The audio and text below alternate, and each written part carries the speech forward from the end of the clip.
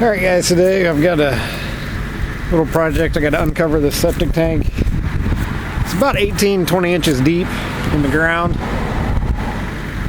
So you can see the shovel out there. I've already dug down and found the height. I'm going to get the mini out and scrape a good bit of the dirt off the top. It is a newer concrete tank. And I talked to the guy that installed it. He lives right down the road. Said I shouldn't be able to tear it up even if I wanted to with the mini. So if it was an old tank that was brick or lined, I would be doing more hand digging, but it's cold and the ground's frozen, so that would probably have to wait anyway. I got a truck coming out to pump the tank in the end of the week, so I'll film that as well.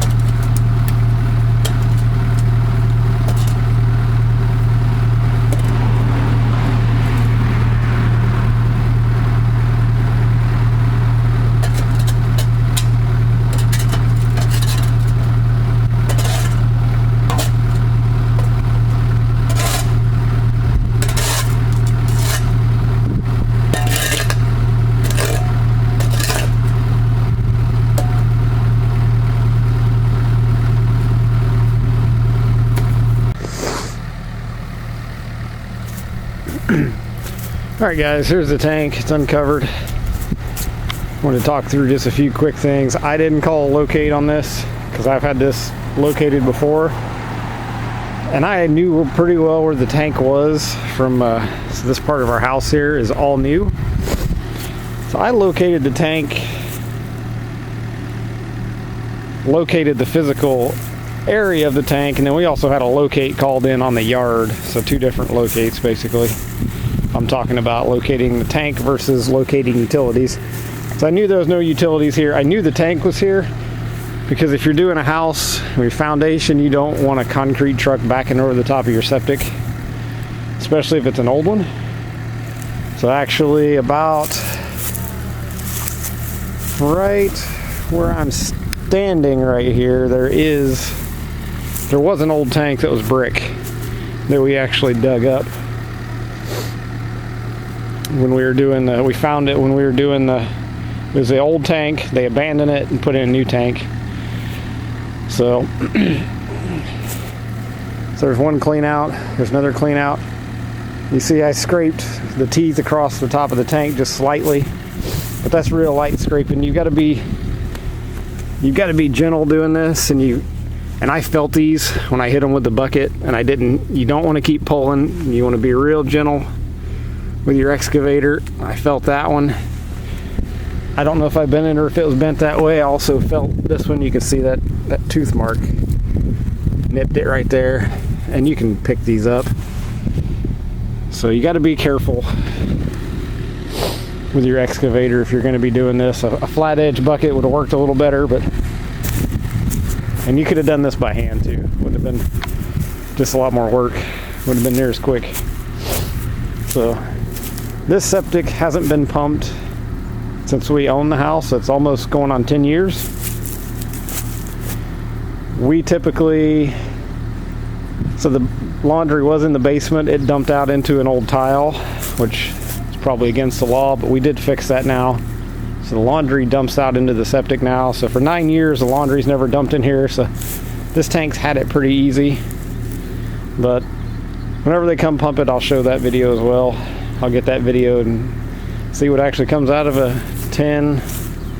It might even had more years on it because it was put in 15 years ago is when it was installed. I don't know. I was told the previous owners pumped it, but you never know. So we'll find out. All right, guys. The septic tank guy just left. He looked over the tank real quickly. Checked the outlet, looked at the inlet. We did have a bit of you can actually see one, he didn't get sucked up right there. That is the evil enemy of a septic tank, wipes. So there was a layer of wipes in here, probably. Get down here in the personal space. I don't know if you can see in there or not. So it's pretty well pumped out. A little bit of solid left in the bottom to keep bacteria growth going. As I said, there was probably a layer of 1.5 inches, maybe 2 inches in places of wipes. It wasn't real tight together, so he's able to break it up and get it sucked up pretty easy. He was here about 20 minutes pumping this 1,500 gallon tank. It didn't have a lot of solids, it was mostly liquid in it. So the tank is working real well. We're definitely concerned because now we're starting to dump laundry into it. The previous owners, and it was common out here, dumped into a field tile in the basement, which was also tied to the sump pit. So most of the laundry came out of that sump line there and went to the ditch. We put this new addition on, moved the laundry upstairs, and now the laundry dumps into the septic. So we've been here for a good while with that old setup. So now we're dumping into the tank. We use a lot of water. We got 3 kids. The wife does a lot of laundry because we go through a lot of clothes. And so the tank's definitely getting a lot bit more of a workout than it ever used to. So I wanted to make sure it was in good condition. It is. I'm very pleased with the condition of the tank.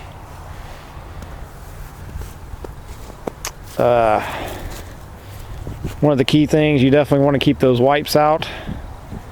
If they get thick enough, the solids will sit on top of those even and cause issues. And if it ever gets high enough, it starts getting out the outlet and gets out into your drain field, you're going to have to replace your drain field. My drain field is back out here, or my leach field is back out this way. I've got 3 runs right here behind the deck, and then another run running behind those playhouses. So I mean, if I had to replace that, it would probably be $10,000 to $12,000. The area I live in has a high water table, and he had mentioned that there's also a high content of chlorine in the water, so that septics out here do sort of struggle a little bit anyway. He pumps a lot out here. He was surprised mine was in as good a condition as it was, which I do put bacteria in mine from time to time. Probably not as religiously as I should, but to try to help combat that stuff. But he did say with the high water table around here, a perimeter drain is also required around the leach field now. That's something I hadn't heard of, but might look into just for curiosity. And then I was working on my neighbor's. She had a clog and accidentally stuck her snake in the line backwards and got it hung. Going from the tank to the house was the direction she was snaking. So she got that hung. And I helped her hand dig down to the line, and we ended up calling out a company to see if they could catch the snake and pull it through, but they weren't able to, so they ended up having to cut holes in the top of her main line going to her tank. They temporarily covered it for right now, but she'll have to get that line replaced. This is probably 20 foot of line from her house. They quoted $2,500, I believe, just to replace the main line to the tank. So that gives you an idea of about how expensive digging is in my area and what people are charging. So you definitely want to keep your tank healthy, keep it pumped out. Don't let the solids get out into the drain field because it would get very expensive. So I hope you enjoyed the video. It's a little bit of what I've learned about septic in my area. Your area is most likely different. I'm in central Illinois. Water tables, there's all kinds of things that affect the performance of a septic system and the leach system, so defer to your local experts. Just letting you know what I encountered, and some of this I researched on the internet. Some of it I've just talked to the guy that pumped the tank, and he told me some things about my water system and how it affects tanks that I didn't know. So talk to your local experts. The internet won't tell you everything. So hope you enjoy.